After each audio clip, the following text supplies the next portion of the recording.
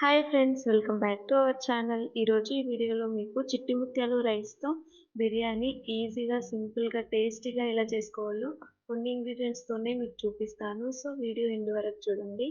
And కొత్తగా మన ఛానల్ని ఎవరైనా చూస్తున్నట్లయితే ప్లీజ్ సబ్స్క్రైబ్ చేసుకోండి. సో ఇంకెందుకు లేట్, వీడియో అయితే స్టార్ట్ చేసేద్దాం. ముందుగా బాగా కడిగి పెట్టుకున్న చికెన్లో ఎండుమిర్చి, కారం వేసి ఉప్పు, పసుపు, అల్లం వెల్లుల్లి పేస్ట్, బిర్యానీ మసాలా అండ్ ధనియాల పొడి సాజీరా, దాల్చిన చెక్క, బగారా ఆకు కలిపి ఉన్న మసాలానైతే వేసుకోవాలి. తర్వాత కర్డ్, సన్నగా కట్ చేసి పెట్టుకున్న ఆనియన్ అండ్ 2-3 గ్రీన్ చిల్లీ, కొత్తిమీర, పుదీనా, లెమన్ వేసుకోవడం వల్ల బిర్యానీ టేస్ట్ చాలా బాగుంటుందండి.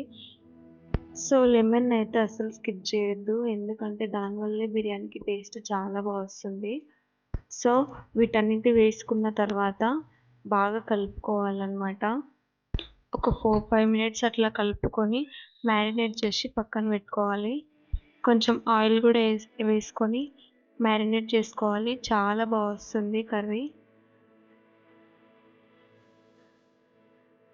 ఇలా 15 మినిట్స్ మ్యారినేట్ చేసుకోవడం వల్ల చికెన్కి అయితే గ్రేవీ అనేది చాలా బాగా అంటుకుంటుంది.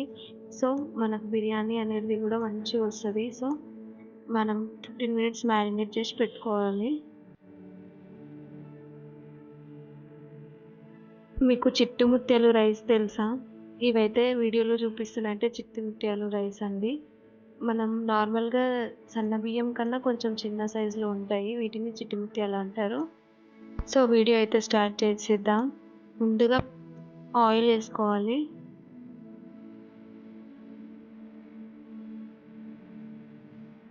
బగారాలు వేసుకున్న తర్వాత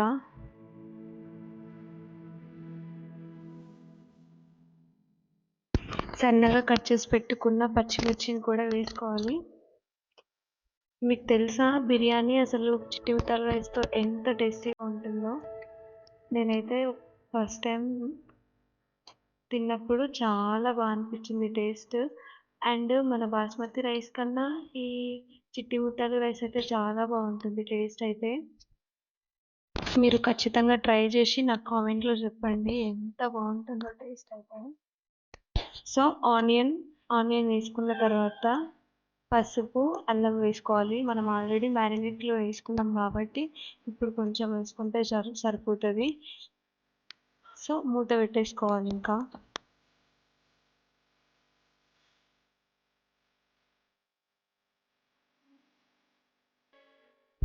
ఆనియన్ ఆయిల్లో బాగా ఫ్రై అయ్యాక, అంటే గోల్డెన్ కలర్లో వచ్చే వరకు ఫ్రై చేసుకోవాలి.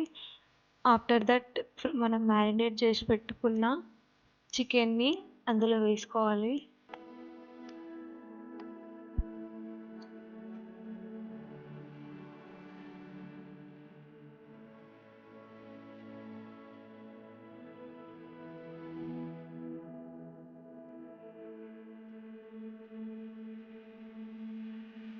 మ్యారినేట్ చేసిన చికెన్ని వేసిన తర్వాత కొద్దిగా కొత్తిమీర, పుదీనా వేసుకొని అలా ఒక 15-20 మినిట్స్ వదిలేయాలి. చికెన్ బాగా ఉడికేలోపు మనమైతే పెరుగు రైతా అయితే చేసేసుకుందాం. సో దీనికి కావాల్సింది ఏంటంటే carrots, green chilli and onion, coriander and mint leaves, కొంచెం సాల్ట్ వేసుకొని బాగా కలుపుకోవాలన్నమాట. బాగా కలుపుకున్న తర్వాత మనకైతే పెరుగు రైతా తయారవుతుంది. బిర్యానీలో పెరుగు లేకుండా తినాలంటే అసలు అవ్వదు. పెరుగు ఉంటేనే ఖచ్చితంగా బిర్యానీ తినాలనిపిస్తుంది. సో ఇదైతే ఖచ్చితంగా చేసుకోవాలి కాబట్టి చేసి చూపిస్తున్నాను మీకు.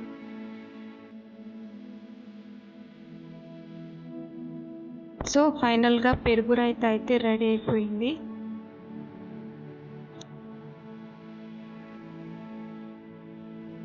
చికెన్ అయితే చాలా బాగా ఉడికింది.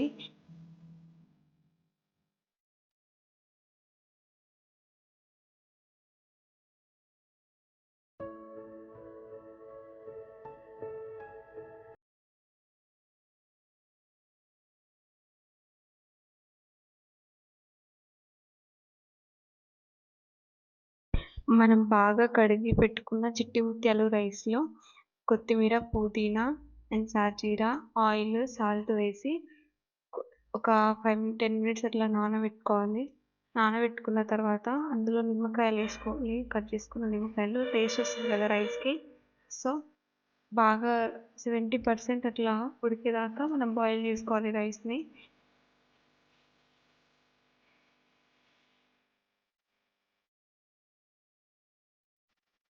సో, ఫైనల్‌గా 70% బాయిల్ అయిన రైస్‌ని మన ఉడుకుతున్న చికెన్‌లో వేసుకోవాలి.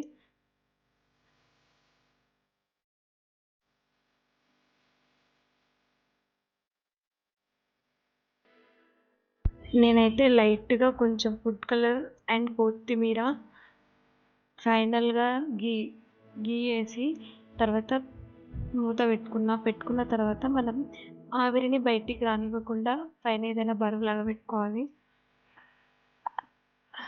అలా ఒక 4-5 మినిట్స్ అట్లా వదిలేయాలి.